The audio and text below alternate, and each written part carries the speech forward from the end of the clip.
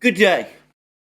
The last 24 hours have consolidated further the trends in the Ukrainian conflict that I discussed in my program yesterday. It does seem to me that we are now at the beginning of what could very well be, almost certainly is in fact, the end game. Briefly, the most important news was that the Senate, the US Senate, actually voted against arms suppliers of the administration's budget appropriation for Ukraine. Now, it is important to stress that this was a purely procedural motion. It is entirely possible that at some point over the next 8 days, the 8 days leading up to the 15th of December, when Congress rises, some kind of a deal will be put together, cobbled together, and we will see a vote for aid to Ukraine.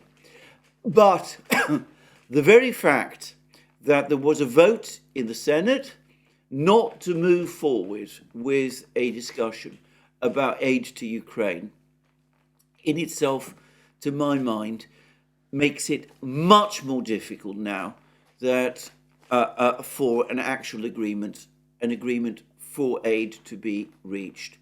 Note that this is a decision by the Senate. It was assumed until a short time ago that there was more support in the Senate for funding for Ukraine than there was in the House of Representatives. Even if the Senate now were to pass some kind of appropriations bill within the next week, it would presumably have to go to the House, and judging on everything that I've heard, opposition in the House from Republicans would be much greater than anything we have seen up to this point in the Senate. Let me reiterate again, I am not saying that this can't happen. I'm not saying that the Senate won't reconsider its decision, pass the procedural motion, and then go on to vote a appropriations package for Ukraine. I'm not saying that when that package is then sent to the House, that the House won't necessarily vote for it. I'm not saying that isn't going to happen over the course of the next 8 days. All I am saying is that it is less likely now than it was the case, than looked to be the case just a couple of days ago. And bear in mind, of course, that we also have the weekend ahead when presumably Congress won't sit, though, of course, intense lobbying by the administration and its officials of senators and Congress people will no doubt be taking place. Now, all of this solidifying US opposition to funding for Ukraine, even if a appropriations plan for Ukraine is indeed passed over the next few days, all of this must signal clearly to the Ukrainians that the days of funding from the United States are passing. More and more senators, more and more Congress people are clearly now having increasing doubts. They're wondering whether the war is, that the continued investment in the war is a good idea. They've seen the results of Ukraine's failed offensive in the summer. They've seen that all the huge arms packages that Ukraine received have not delivered a decisive victory. They're getting probably reports about the military situation on the battlefronts in Ukraine. Now, I'm assuming that senators and Congress people are regularly briefed about the realities of the situation on the ground. I suspect that if some kind of a package is cobbled together over the next couple of days and does pass through Congress, it will be the last one. It will be very difficult indeed from this point onwards to try to surmount the pressure and get a further appropriation passed. Anyway, there we go. The administration has been extremely upset about this news. President Biden was clearly angry. I've seen reports of a news conference. I must admit, I haven't actually seen the press conference itself, but apparently it was cut off fairly quickly when, to the president's evident anger, the media people, for the first time that I'm aware of since the election which made him president, for the first time he was being asked critical questions at a press conference about his connection to his son's business activities. Anyway, we've had comments like this. We've had extraordinary comments from Admiral Kirby, John Kirby, the spokesperson of the National Security Council. He said that, the fact that Ukraine isn't getting its funding and isn't getting its weapons increases the likelihood, as Ukraine falls towards defeat, that the United States will have to become directly involved because, well, the bear's appetite grows with the eating. Having gobbled Ukraine, he's going to march on, move on, prowl further westwards, sniff around the Baltic states, sniff around Poland and Romania, or who knows where.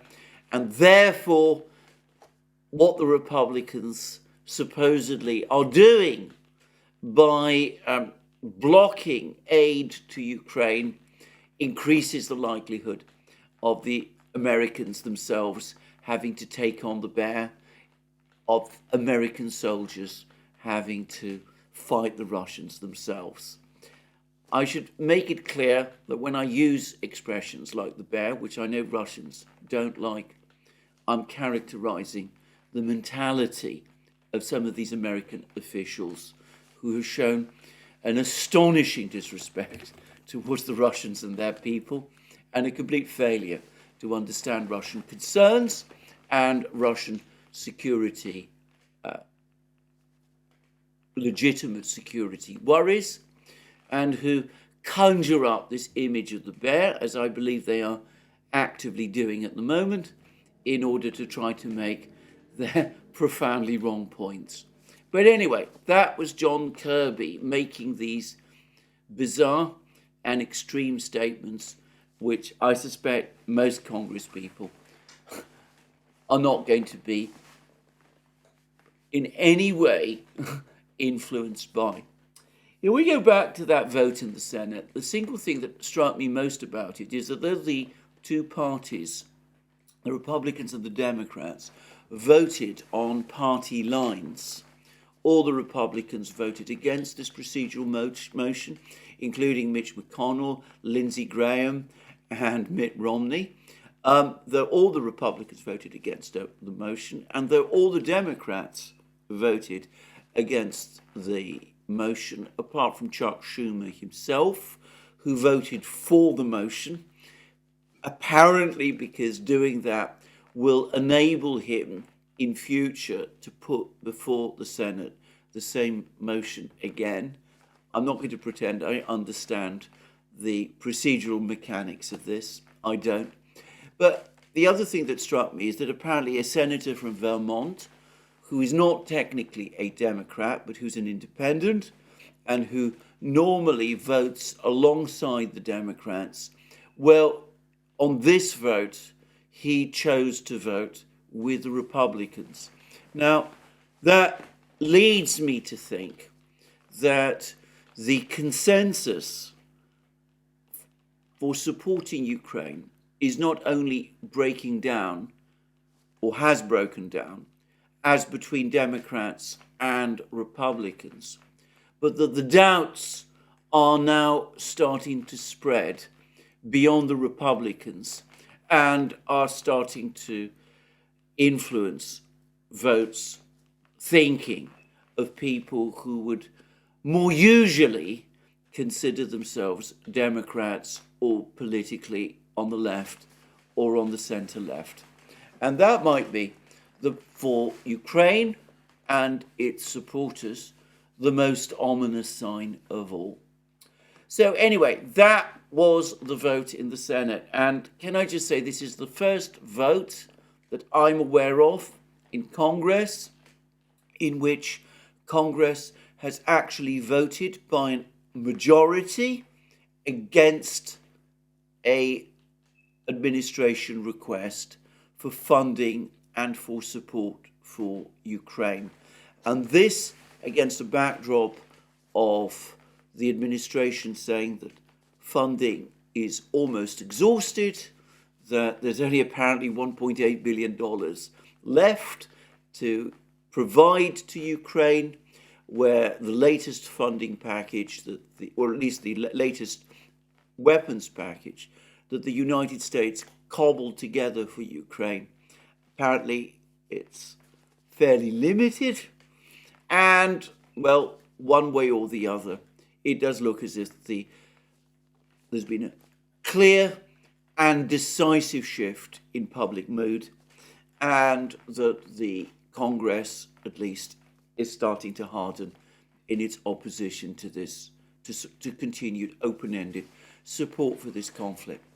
Now, I suspect that there's a lot more to this story of events in Congress than we fully know, and I suspect that behind the scenes there are all kinds of doubts and concerns now starting to build.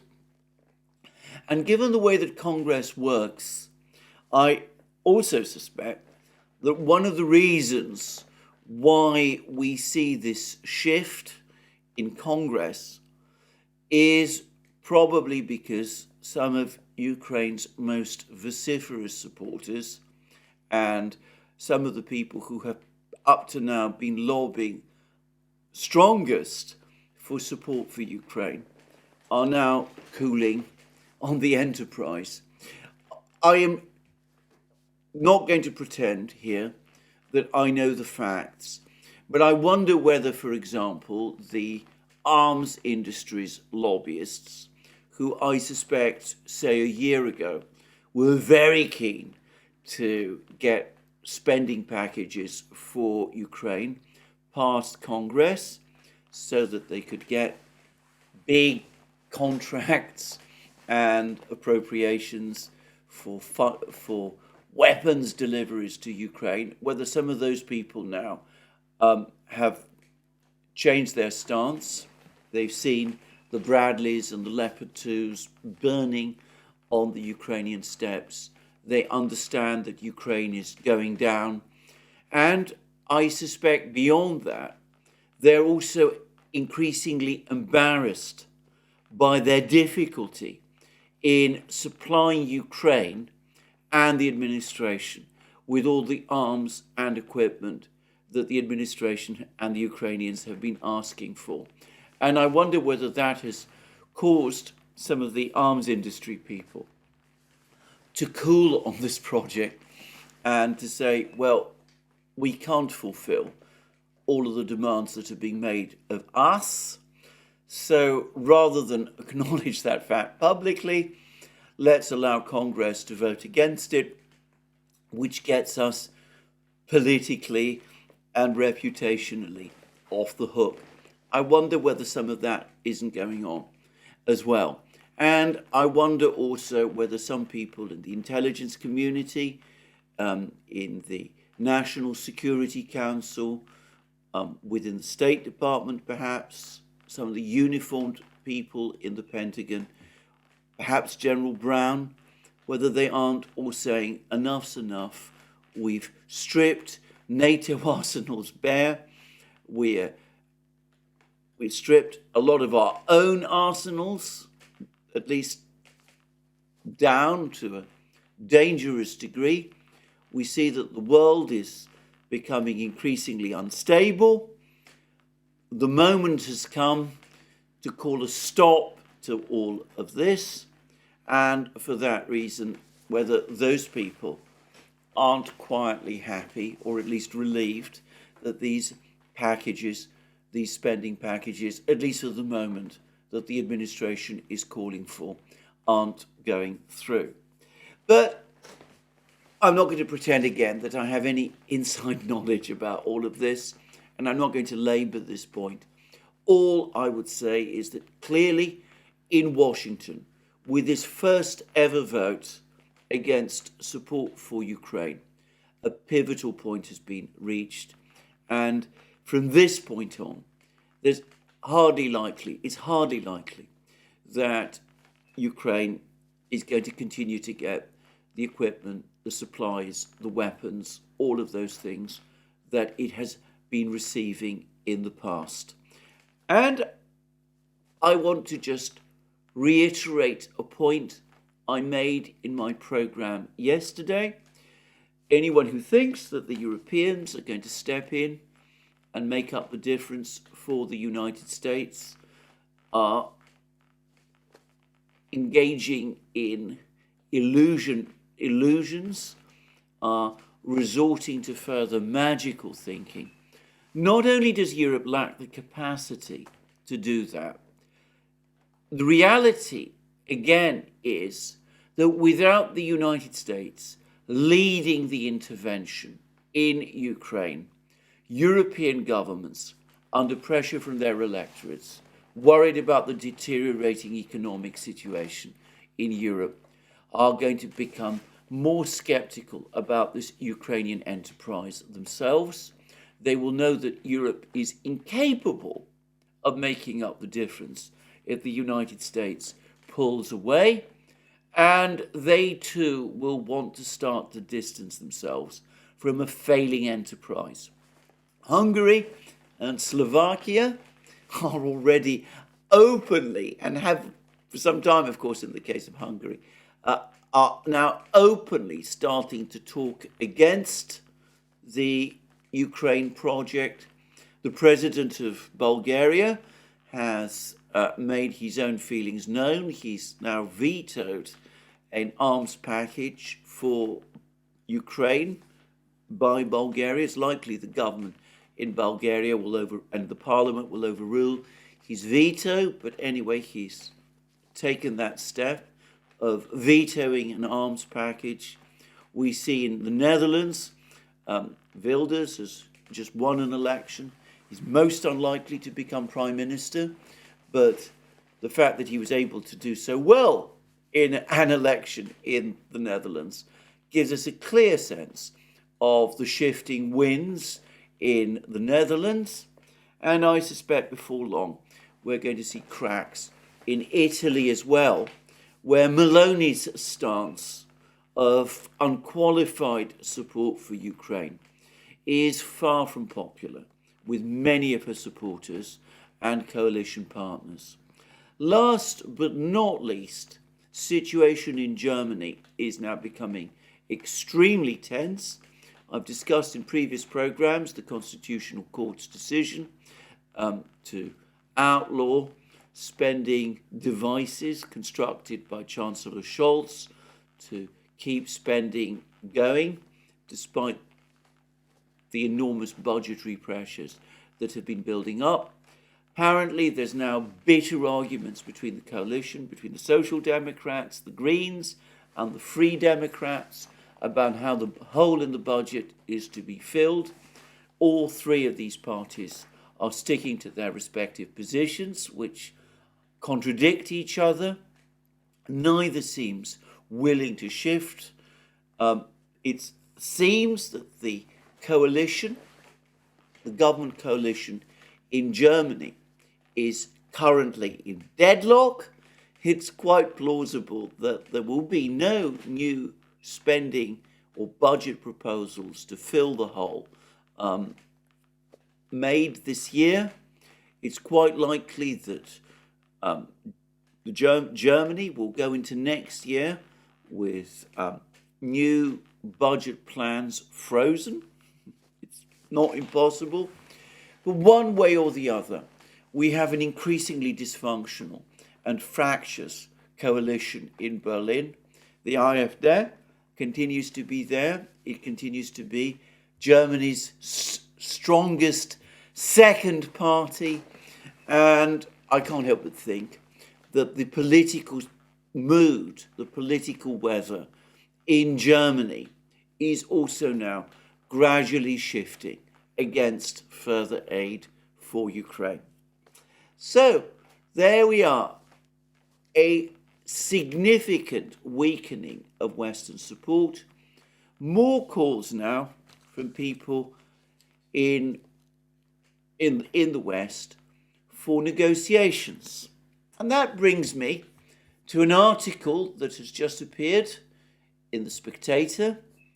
I spoke a few days ago about an outstanding article and video done by the former Downing Street advisor, Edward Druce. I should, by the way, make clear that I've read this article with great interest, and I've read Edward Druce's pieces, and well, let's say that I'm not just impressed by what they say, but I'm impressed by Edward Druce's thinking altogether.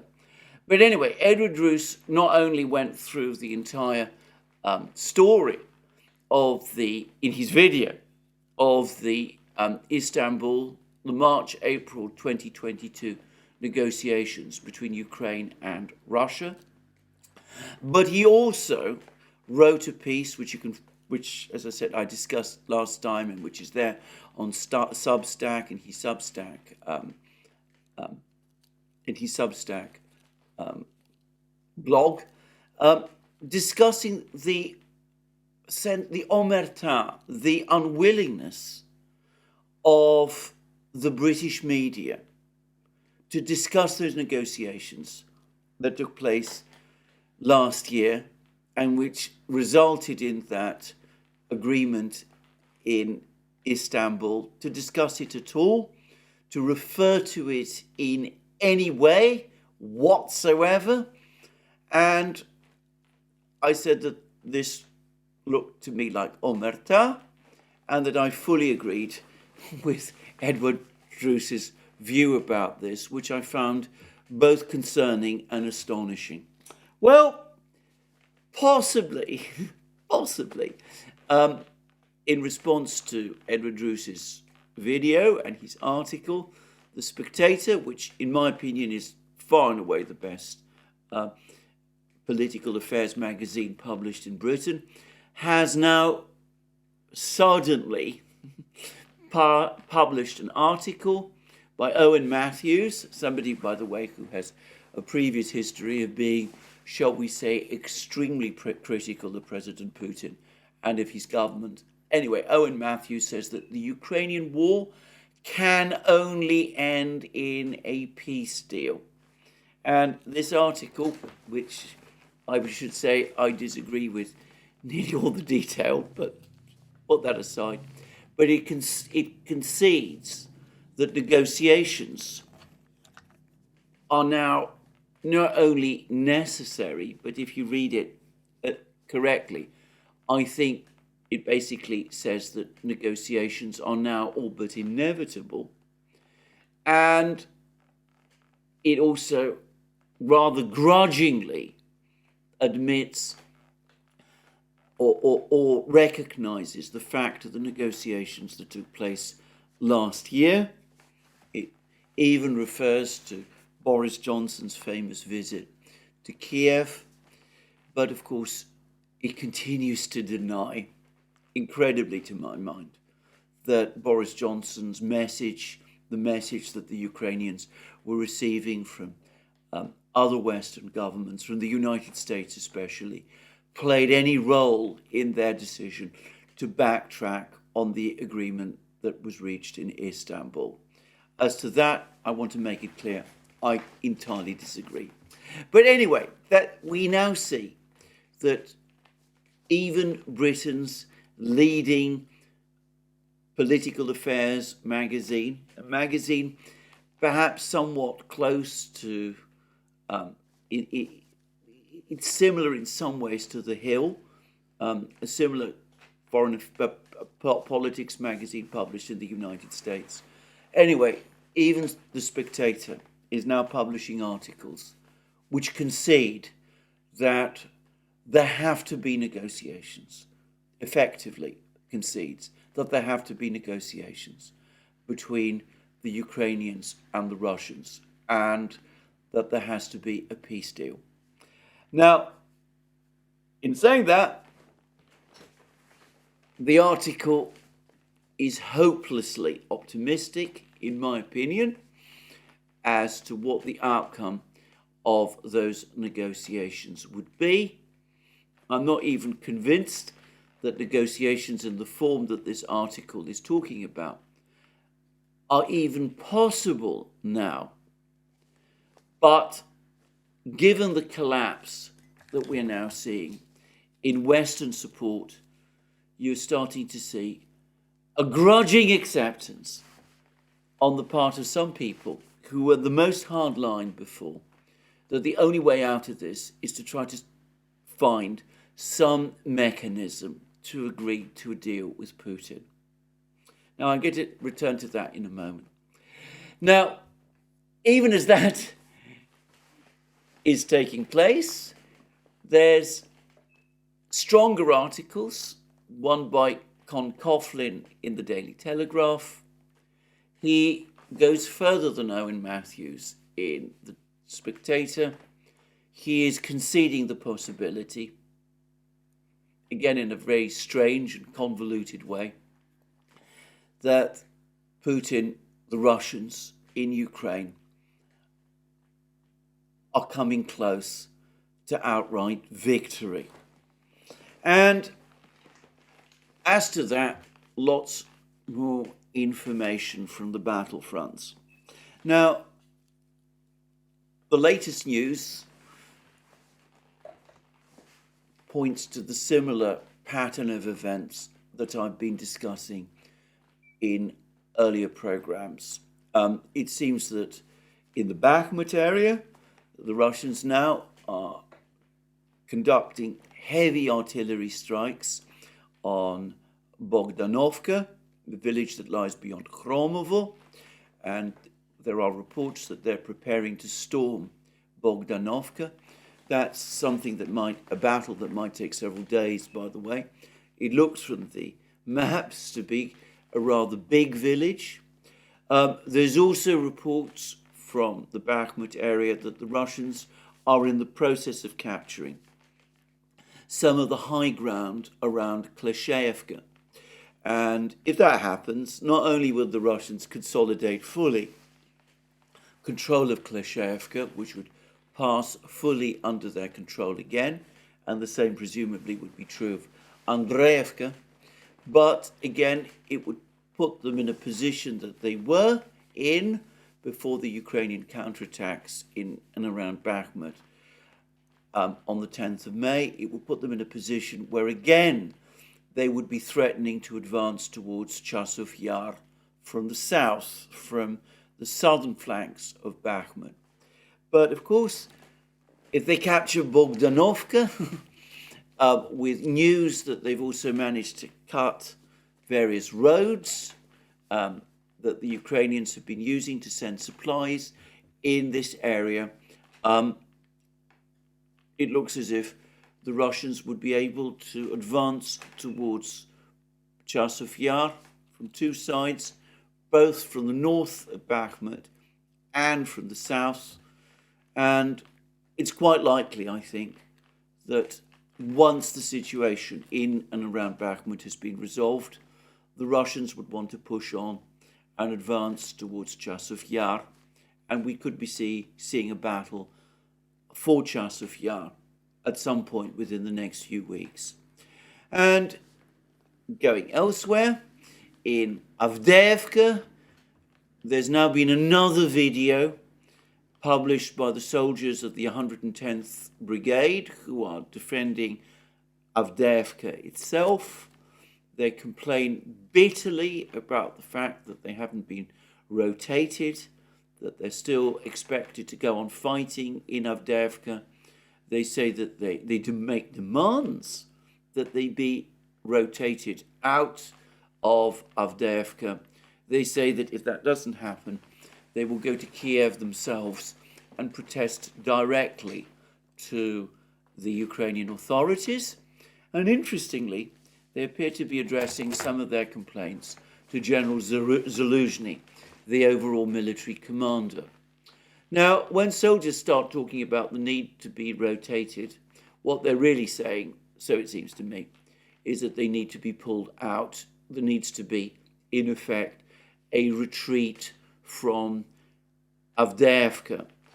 Soldiers on the battle lines probably would not want to say straightforwardly that they want Avdeyevka to be surrendered.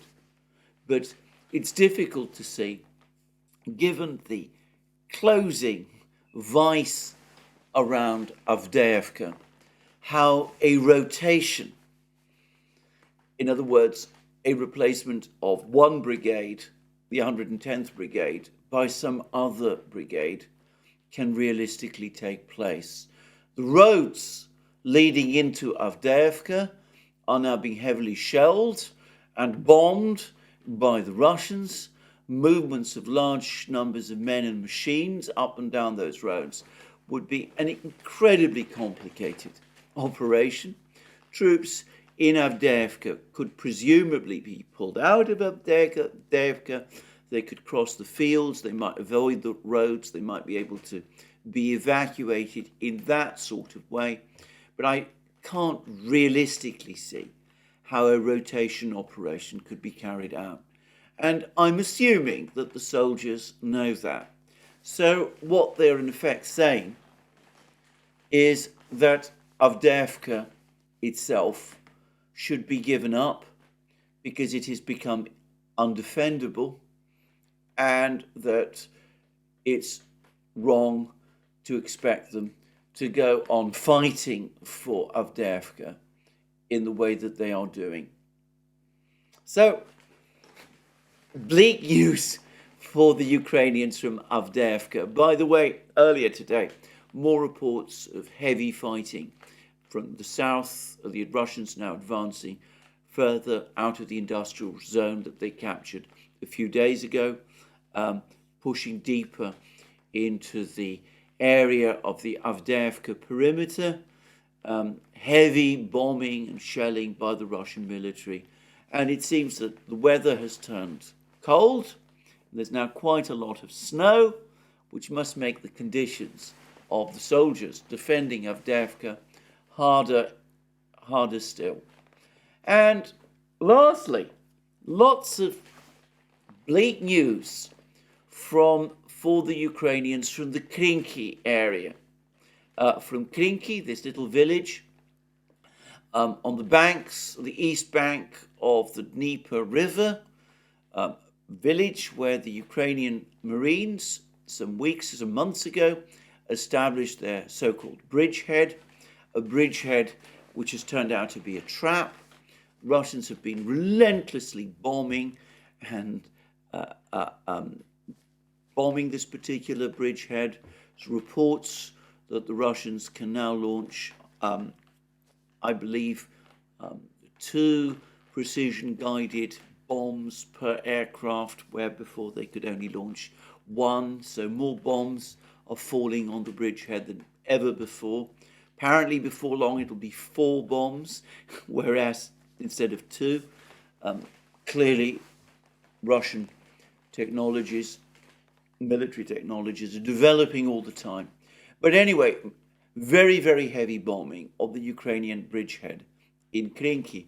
Ryba, by the way, who has been taking a consistently pessimistic view of the fighting in Krinky from a Russian perspective, he's expressed many times bafflement as to why the Russians have allowed this bridgehead to survive, and has been very critical of the decisions of the Russian military leadership in connection with this bridgehead in Krinky. Anyway, Ryba, in his latest report, says that the bombing and shelling of Krinky has reduced the number of Ukrainian troops within this bridgehead from roughly 500 to between 150 to 200. That would be an astonishing level of loss. I can't, of course, say whether or not it is correct, but anyway, that is what Rebar says.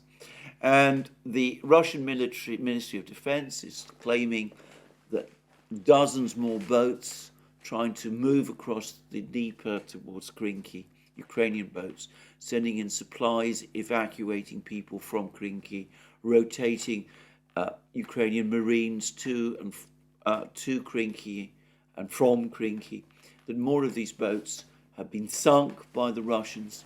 I even read one report that said that the Russians, apparently over a 24-hour period, had sunk 19 of these boats, which would be astonishing if it were true.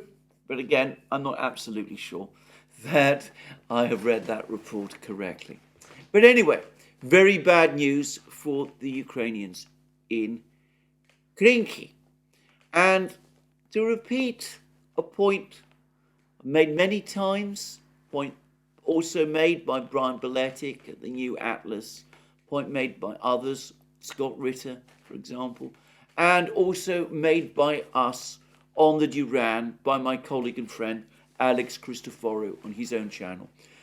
The forces that the Russians are using in Ukraine at the moment are only a fraction of the total forces that the Russians are gathering in and around Ukraine.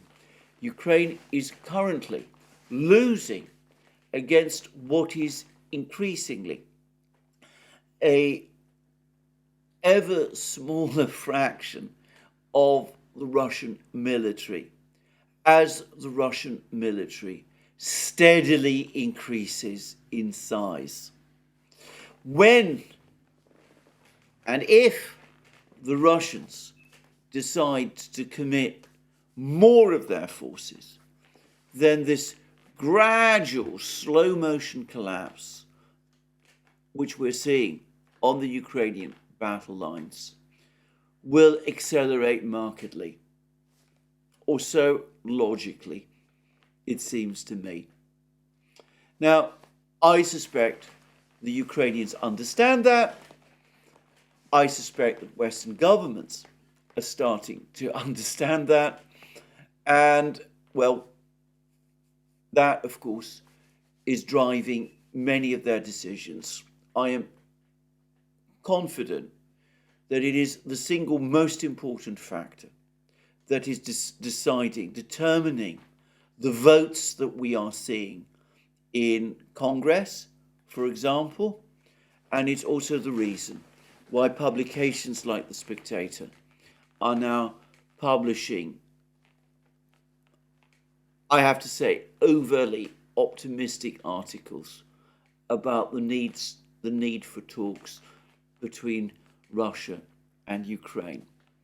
And coming back to that topic, articles about talks between Russia and Ukraine. You actually spend your time reading that article by Owen Matthews in The Spectator, which, by the way, I think you can probably find more useful things to do in terms of the article itself. But anyway, if you were to read that article in The Spectator, it is a classic example of the fallacious approach discussed many months ago by Eve Smith in that brilliant piece she wrote in Naked Capitalism.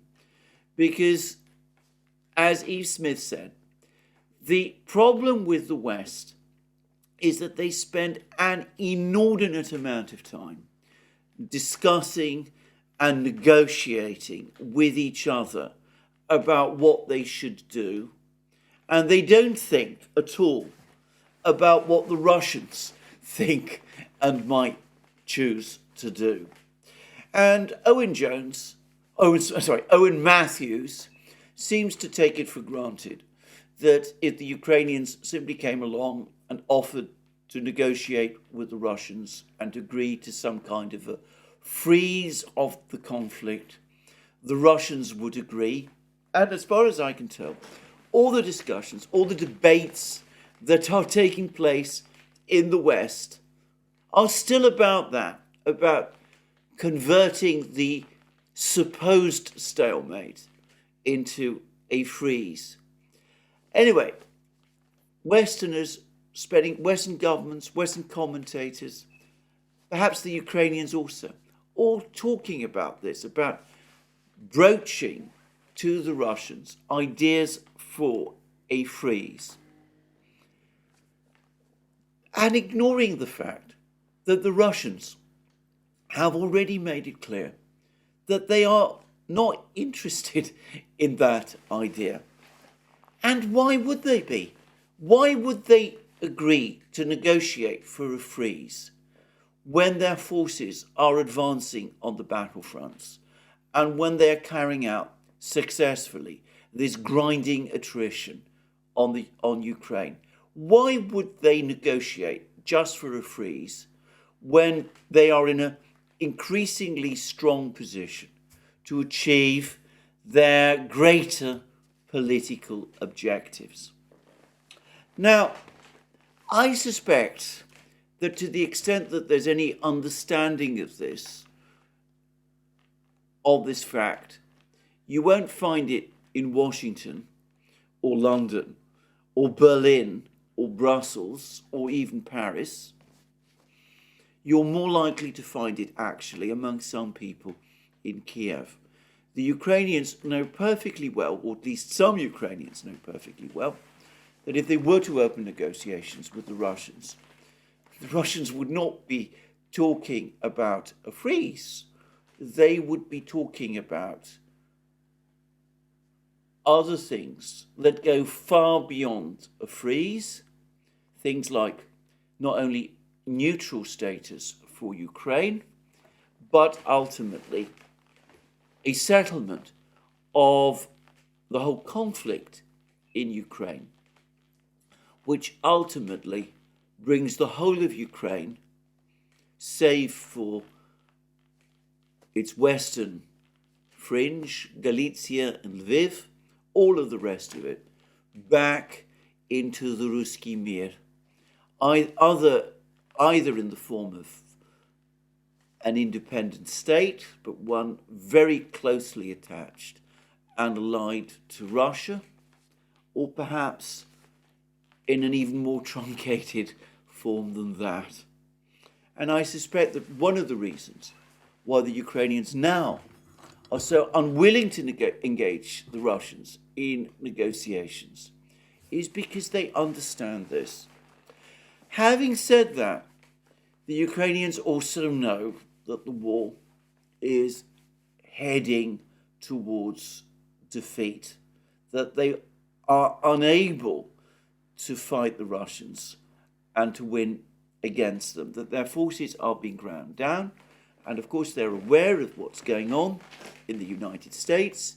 They've seen what happened in Congress. They've seen that funding is likely to end for Ukraine, is likely to end very soon. They know that the Europeans are not in a position to replace or substitute for the United States. And though they remain probably unable to negotiate with the Russians, they need, it seems to me, increasingly to explain, to provide some kind of explanation to themselves and to their people for their eventual defeat. And the narrative that is now being constructed in Ukraine is that they were betrayed by the West, that the West did not give them all the weapons and equipment and support that they needed.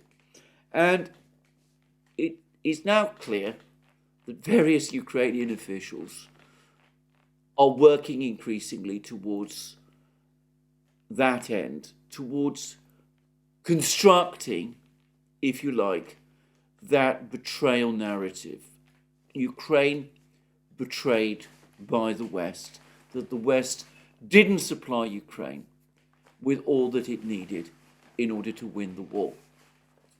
And of course, we've seen how Zelensky has been doing this. He asked last year for 350 tanks, 600 to 700 infantry fighting vehicles, 500 howitzers. He thought that was more than the West would provide. He was already talking, when he made that request, about a possible Mannerheim moment, a moment when he would tell the Ukrainians that there was nothing more that could be done. The country had no option other than to lay down its arms because the Russians were so much stronger. But what instead happened, instead of positioning himself where he could carry out a Mannerheim type moment, he found that, to his horror and astonishment, that the Americans and the Western powers gave him the 350 tanks, 600 to 700 infantry fighting vehicles, and 500 howitzers that he was asking for. And then, well aware of that, he's now been increasing his demands. A few weeks ago, he gave his interview to The Economist. He said that Ukraine, in order to win, needed new technologies, robots, and all kinds of new equipment, technologies and machines, some of which either don't exist or which barely exist in presumably unlimited numbers in order to win against the Russians. A request which he must have known was ridiculous. Then he met with General Lloyd Austin in Kiev, as I've discussed in a recent program. He demanded there 17 million shells, more than, as Lloyd Austin told him, more than exist in the entire world. He demanded $400 billion of aid. And yesterday, there were apparently confirmed reports that in discussions between the Americans and the Ukrainians came up with another incredible, bizarrely far-fetched package. They not only want F-16s now and ATACMS missiles and many more of them, they also want C-17 Globemaster transport aircraft, unclear what they would be for, what they would do. They want C-130 Hercules aircraft, again, not clear what these would do. They want F-18 Hornet fighters to supplement the F-16s. No explanation of how Ukrainian pilots are supposed to be trained to operate these aircraft. They want everything. They want things in huge and unrestrained and unlimited quantities. And again, all of this happening at a time when Congress, the Senate, is voting against further supplies for Ukraine. And I have to say once more, it looks to me as the Ukrainians making demands, increasingly wild and fantastic demands, knowing that the Americans won't be able to fulfill them. Not in any expectation of getting even a fraction of these weapons. They must know that making demands on this scale, given the current mood in Washington, makes it more likely that they will get less rather than more. Anyway, they're making demands on this scale because they too can see the writing on the wall and they want to establish their alibi for their own defeat, the betrayal narrative that I was talking about. Anyway, all very bizarre and very strange, but it's the facts on the ground, the continued Russian advances, the inexorable build-up that is now taking place in Russia, that is effectively determining the outcome now. Negotiations to bring this conflict to an end were possible.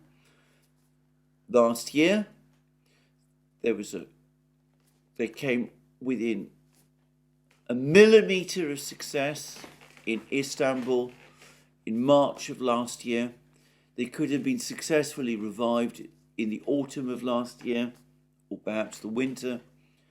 It seems to me that they are too late now, and the outcome will be decided, or so it seems to me, by the Russian army. We are, as I said, entering the end game.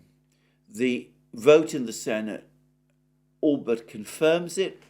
The news from the battlefronts reinforces it.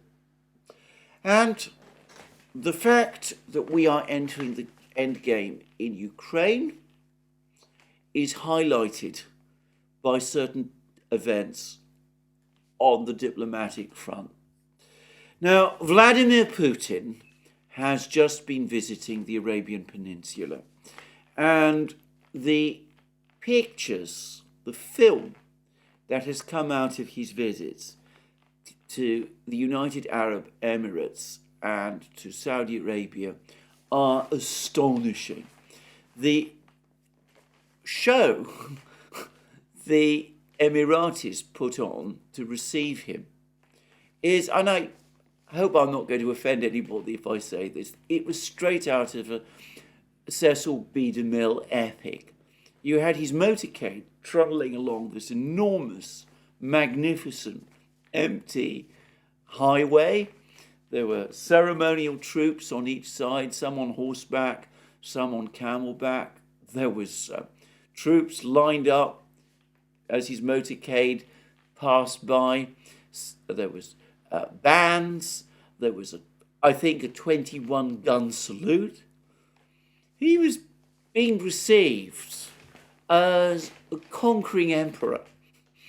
And apparently he had incredibly constructive and positive discussions with the Emiratis.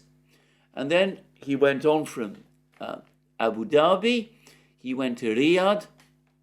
His jet, once again, escorted with Emirati and Saudi permission by his squadron of Sukhoi 35 fighter jets. Again, for anyone who doubts that this was a very real security precaution in case of any attempt by US Air Force units, or either from the Eisenhower or from US bases in Qatar to intercept his flight, I would just point out that those Sukhoi 35s were fully equipped and fully armed. They were brandishing air-to-air missiles. They were clearly there, ready to engage in a dogfight, in a combat with any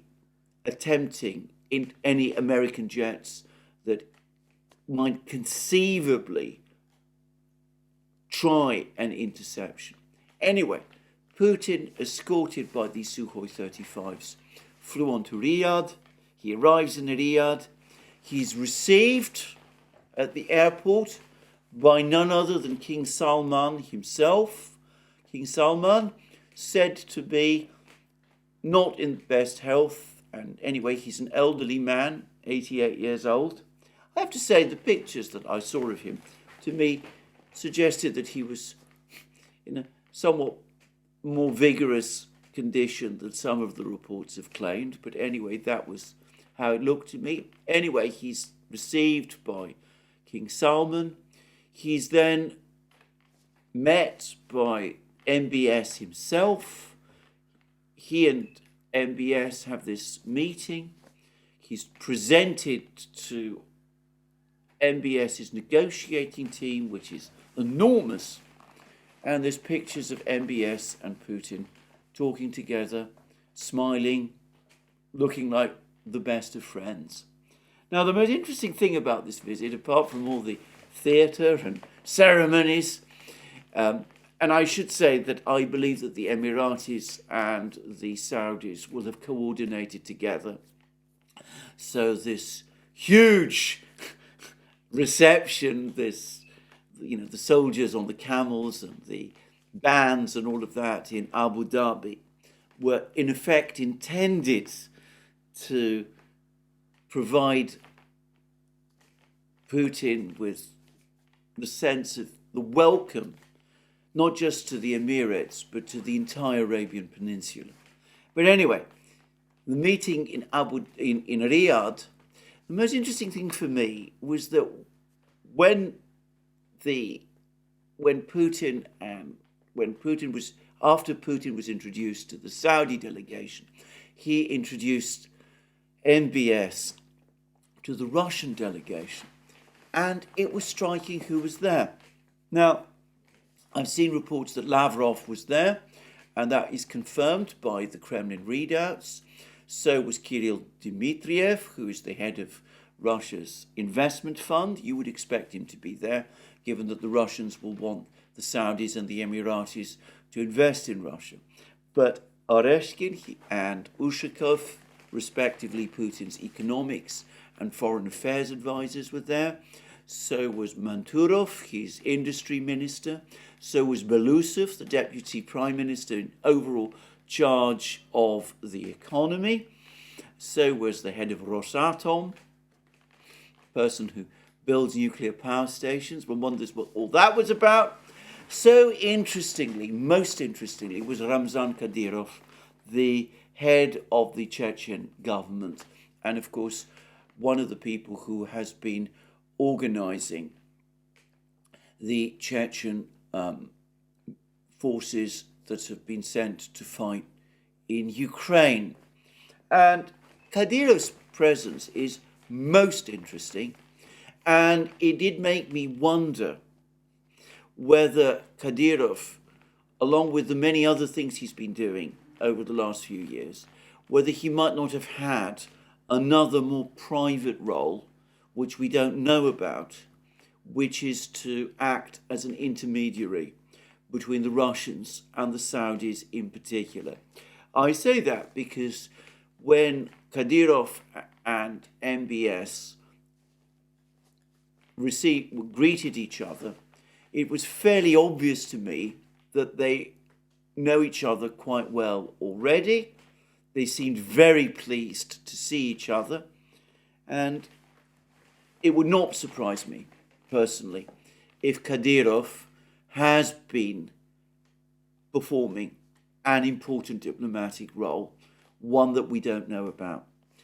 But along with Kadyrov, there was someone else in the Russian delegation, and that person's presence was extremely interesting indeed. And that person was none other than Elvira Nabiullina, who is, of course, the chair of Russia's central bank. And what is Nabiullina doing in Riyadh as part of a delegation at this time? And I assume that she wasn't just in Riyadh. I assume that she was also in Abu Dhabi and meeting with the Emiratis as well. So what is Nabiullina doing?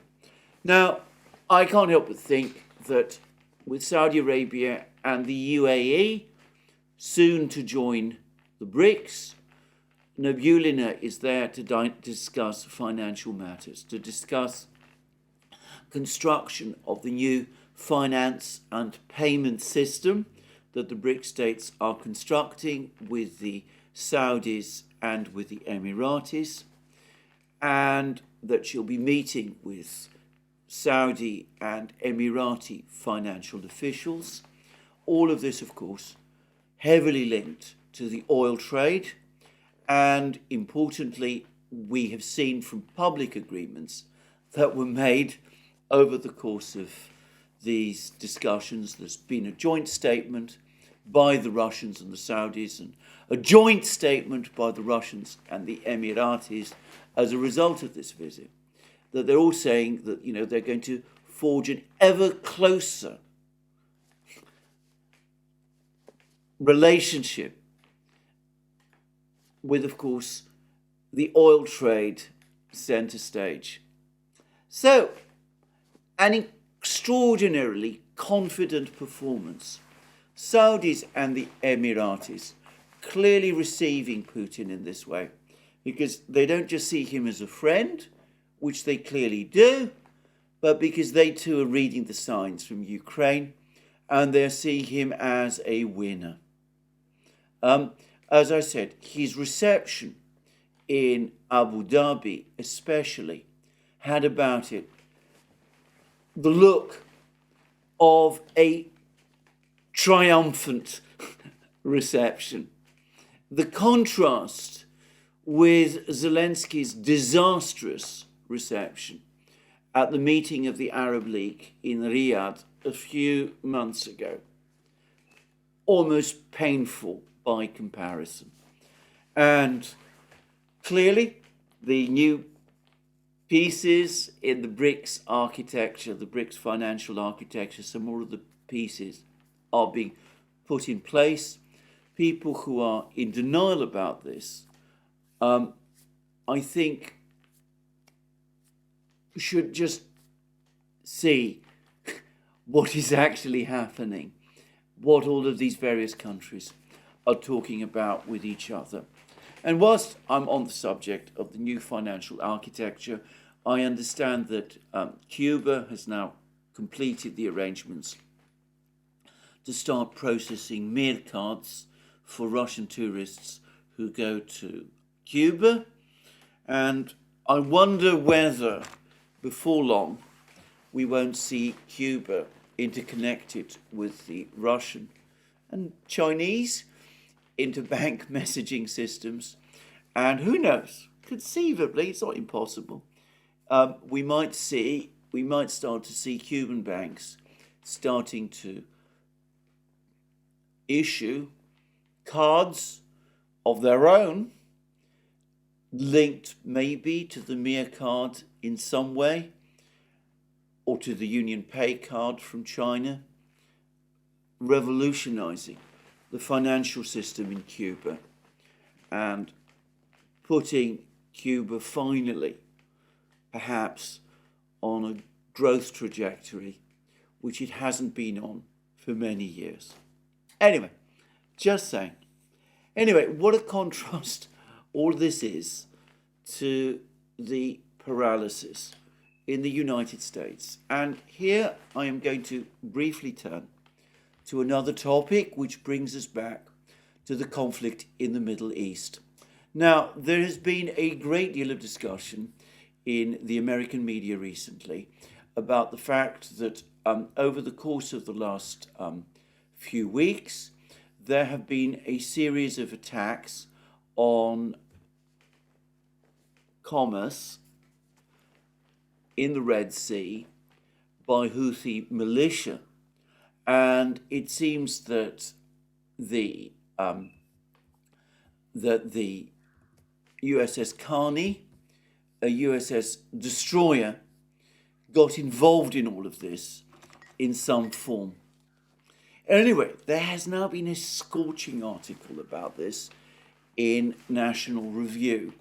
Now, National Review, I should say, is a very hard line, I would call it Rhino publication, previously founded by William Buckley Jr., a person about whom I have, well, shall we say, strong views, which I'm not going to express in this program.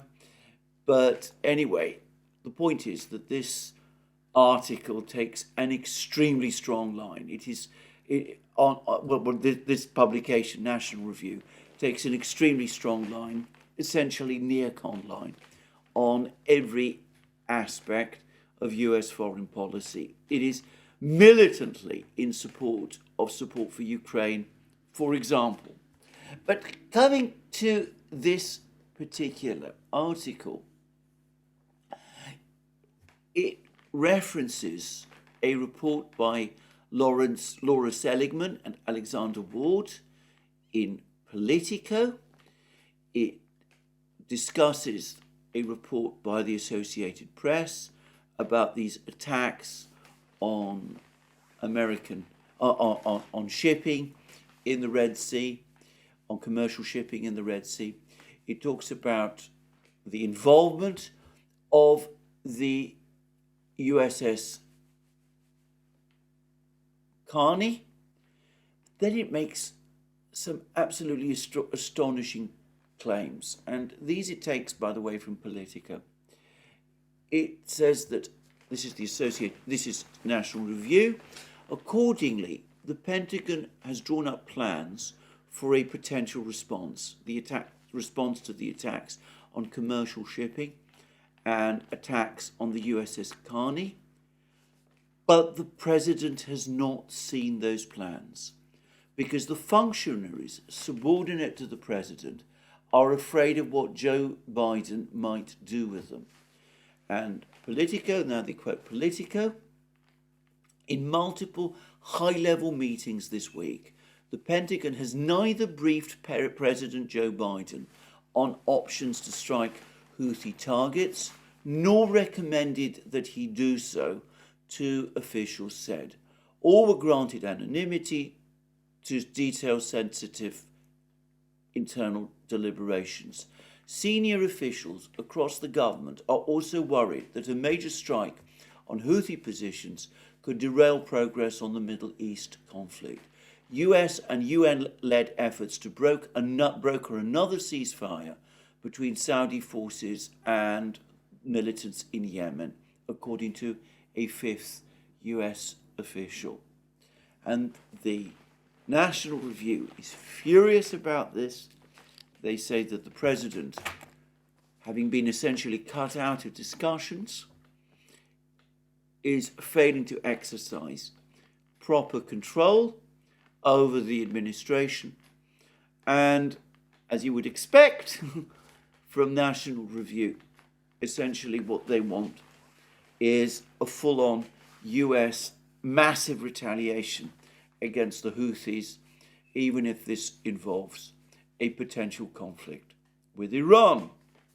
Now, I think there's a number of things to be said here. In a couple of programs ago, about 2 weeks ago, 2 or 3 weeks ago, I discussed the potential in the Middle East for another type of Gulf of Tonkin incident, the somewhat mysterious events that happened in the Gulf of Tonkin in 1964, which were used by the Biden administration to justify its war, the Lyndon Johnson administration, which were used by the Lyndon Johnson administration to justify their war against Vietnam. Well, I have to say that these reports about these attacks in the Red Sea and the rather mysterious actions of the USS Carney have, to me, something of a look of another Gulf of Tonkin incident. We don't really know exactly what happened. And I'm going to suggest that what Politico and National Review and AP are all telling us is that the Pentagon, that officials within the White House have withheld briefings about all of this from the president because they're worried that he will overreact, that he will use these events to launch these massive strikes on the Houthis, potentially on Iran itself, and that they're terrified of an uncontrolled escalation in the Middle East, and they don't trust the president not to order it. That is how I read all of these various articles. And that shows how close to a trigger point we remain in the Middle East. We get lots of, as I said, confusing reports about events in the Red Sea, not really or properly explained, leaks about them from anonymous people in the media, and reports also that officials in the administration and in the Pentagon are so nervous of a potential overreaction that they're withholding information from the president because they fear that the president might engage in escalation that could deepen the crisis in the Middle East. I am not going to say that I fully understand. I'm going to say that I don't fully understand all the details of this. As I said, it has the look to me of a concocted attempt to get the United States into a conflict, to try to bait the president into authorizing a conflict, and frustration on the part of some people that other wiser heads, calmer heads in the administration acted to prevent that. But I don't know this for a fact. The one point where I agree with National Review is that it speaks about a further collapse in the president's authority. We saw that in that article by Simon Tisdall in The Guardian that I discussed yesterday. And we see this again with this article in National Review. And the article in National Review adds that Biden isn't the most effective manager. His presidency is circling the drain. But it's also true that the president has been profoundly ill-served by his subordinates. And maybe Biden is simply incapable of retaking command of his own administration. But the president's faculties notwithstanding, there is still only one commander-in-chief at a time, and Biden needs to start acting like it, which, by the way, seems to me an extraordinary thing to say. It concedes that the president might not be fully capable of acting as commander-in-chief, but nonetheless should act like commander-in-chief. I'm not going to explore the meaning of that. But anyway, there we go. That's the situation there. And whatever one thinks of this, firstly, we see again the extremely dangerous situation in the Middle East. How close we still remain to a potential crisis in the Middle East. We see further proof of the divisions which exist within the US government, the neocons who want an escalation, the president who leans towards them, other members of his foreign policy team who are very alarmed and who apparently are acting to head off briefings from the president which might induce him to authorize that uncontrolled escalation. And we see growing doubts about the president's own ability to conduct policy and to make decisions.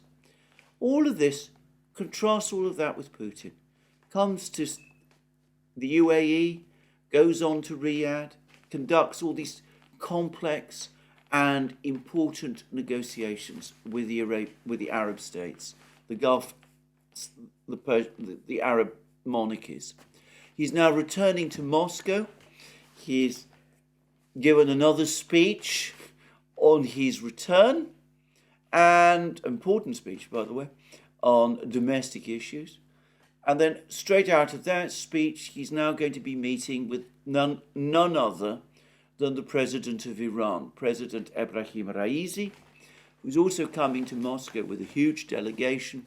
They're going to definitely discuss the latest developments in the Middle East. Raisi is going to be briefed on Putin's discussions with the Saudis and with the Emiratis. Iran, of course, alongside Saudi Arabia and the UAE, is also joining the BRICS. Iran is also receiving sophisticated weapons from Russia, Sukhoi 35s, Yak 130s, Mi-28 helicopter gunships. And there's also economics packages. I've discussed how the Russians are the Achilles heel in their economy is a labor shortage, how the Russians therefore are trying to supplement their own workforce by looking to the workforces, the potential workforces of their friends and allies. There's talk now that VAZ, the company that makes Lada cars, is going to open a factory in Iran. Obviously, that will be not just to produce cars for Iran itself, but also probably to send cars to Russia. Iran has a large workforce, many young people in Iran. There's a historic problem of unemployment and underemployment. We can see why, for the Iranians, Russia opening factories in Iran is attractive. And of course, there might be further discussions about young Iranians coming to Russia as guest workers, doing jobs and work there. So lots of things going on. And you can see again the difference. A president, a government, active, united, purposeful, which is the government in Moscow, engaging foreign partners, winning a war in Ukraine. And a government in Washington, where in a murky atmosphere, some officials are taking steps to ensure that the president himself is not briefed about events where they are worried that he might make the wrong decision. I've never thought that such a situation was possible in the United States, but that is where we are now. Well, that's where I end my program today. More from me soon. And let me remind you once more that you can find all our programs on our various platforms, Locals, Rumble, and X. You can support our work via Patreon and Subscribestar, links under this video. Please remember to check out our shop, get yourself the amazing things that you will find there, our magic mugs, our hats, our hoodies, our t-shirts, our sweatshirts, all those great things. And last but not least, if you've liked this program, please remember to tick the like button and to check your subscription to this channel. Thank you for joining me again today. More from me soon. Have a very good day.